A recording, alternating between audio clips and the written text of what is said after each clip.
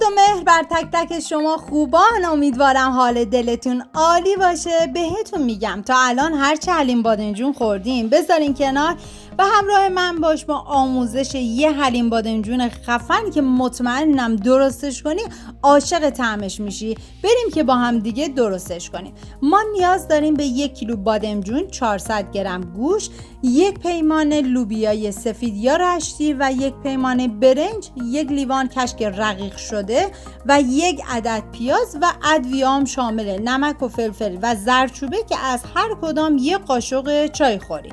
حالا داخل قابلمه گوشت رو میذاریم. ببینید شما از هر نوع گوشتی میتونین استفاده کنید دیگه، کاملا سلیقه‌ایه.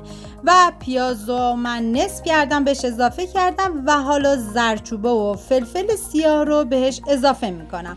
نمک رو من میذارم برای مرحله آخر چون باعث میشه که اینجا اگه بخوام اضافه کنم گوشت دیرتر پخته میشه. و حالا لوبیا رو بهش اضافه میکنم و آب جوش میریزم تا بذارم کاملا بپزه. ببینید این آب جوش رو برای این اضافه میکنیم که هم گوشت زودتر پخته میشه و همین که لوبیا از پوستش جدا نمیشه و راحت تر له میشه. حالا من سرش رو میذارم و بعد میذارم روی گاز تا کاملا گوشت من بپزه که تقریبا 3 ساعت تا 3 ساعت و نیم زمان میبره تا کاملا له بشه. و حالا من بادمجونامو پوست گرفتم و برش زدم و بعد از اون نیم ساعت داخل آب نمک میذارم و بعد از نیم ساعت خارج میکنم، رو پارچه پهنشون میکنم تا کاملا بادمجون من آبش گرفته بشه. حالا داخل قابلمه 1 پیمان برنجی که داشتیم و میریزیم و 1 لیوان آب بهش اضافه میکنیم. بیشتر از اون اضافه نکنیم چون قرار که ما بهش بعداً آب گوشت رو اضافه کنیم و میذاریم برنجمون بپزه. حالا برای پیازای چیپسی ببینید به صورت خلالی باریک برش بزنید و بعد داخل 1 قابلمه بریزید. 2 تا لیوان آبم بهش اضافه کنید و بعد بذارید روی گاز. وقتی که جوش اومد، از زمان جوش اومدن 5 دقیقه روی گاز باشه و بعد از اون از آب خارجش کنید. حالا برای سرخ کردن بادمجون که از روغن کمتری ما استفاده بکنیم، من از ماس استفاده میکنم. قشنگ با ماس رو بادمجونامو میزنم و بعد کاملا سرخش میکنم. با این کار باعث میشه که شما با 2-3 قاشق روغن به راحتی بادمجوناتون رو سرخ کنید. حالا من برای اون حجم از بادمجون تقریبا 5 قاشق غذاخوری روغن بهش اضافه کردم. و اینکه یه نکته که وقتی که ماسو بهش میزنید حتما بذارید که روغنتون داغ بشه و بعد بهش بادمجونا رو اضافه کنید. حالا من بادمجونا رو میچینم و اینکه برای این غذا نیازی نیست که بادمجوناتون رو بیش از حد سرخشون کنه، همین که تغییر رنگ داد کافیه. حالا توی این مرحله من پیازا رو که از آب خارج کردم روغن گذاشتم داغ شد و بعد پیازا رو بهش اضافه میکنم و میذارم کاملا سرخ بشه. ببینید برای پیاز چیپسی حتما باید روغنتون زیاد باشه. حالا من میذارم تا کاملا چیپسی بشه و بعد از اون خارجش میکنم. ببینید با همون روغن کم بادمجونای من کاملا داره سرخ میشه و پیاز چیپسی منم آماده شد و من از روغن میکشم.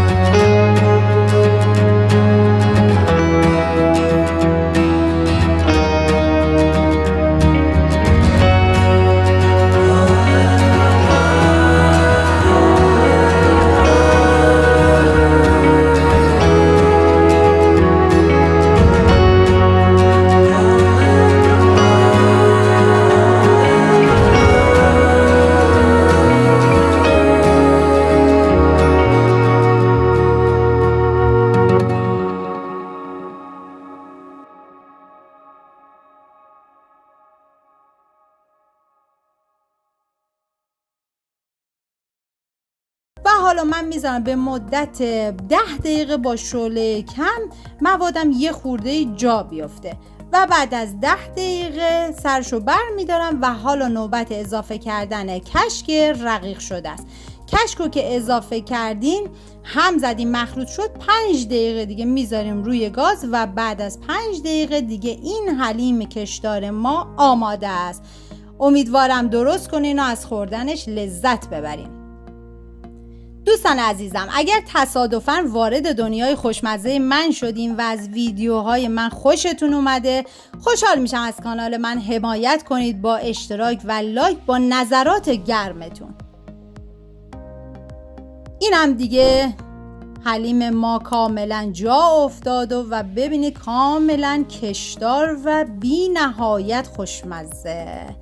مرسی که مثل همیشه تا آخر این ویدیو همراه من بودید. تا درود دیگر، بدرود.